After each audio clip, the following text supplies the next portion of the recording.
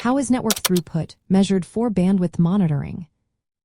Imagine trying to see how much data your network actually moves in a second.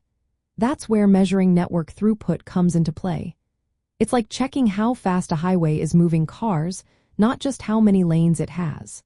When we talk about bandwidth monitoring, understanding throughput helps us see the real speed of data transfer, not just the maximum capacity. Network throughput is measured by looking at how much data gets transferred successfully over a network in a set amount of time.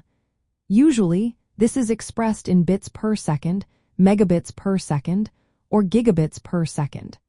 Bits are tiny units of data, and these measurements tell us how much information flows during a specific period. But keep in mind, the actual throughput can be lower than the maximum bandwidth because of things like network congestion, hardware limits, or protocol overhead. To measure throughput, network administrators use different tools and methods.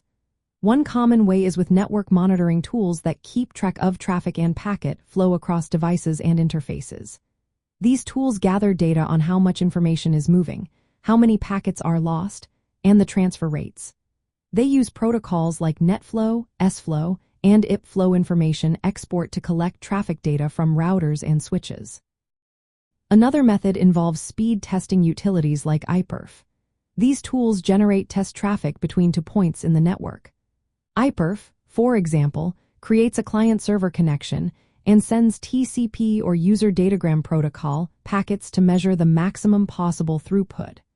It also reports on jitter and packet loss, giving a fuller picture of network performance. For internal networks, built-in operating system utilities like Windows Task Manager or router-based monitoring features can show real-time throughput data on local interfaces. This helps troubleshoot issues without needing internet access. Sometimes, throughput is tested under different traffic loads. This means sending varying amounts of data to see how the network performs during busy times.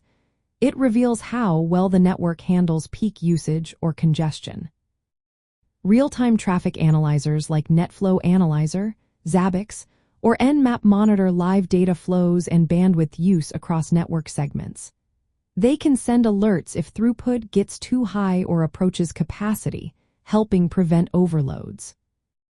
Understanding how throughput is measured is key because it shows how well your network performs in real life. It's different from bandwidth, which is just the maximum theoretical speed. Measuring throughput helps network managers keep data centers, web hosting, fiber optic links, and undersea cables running smoothly. It also helps identify issues like latency, packet loss, or routing problems.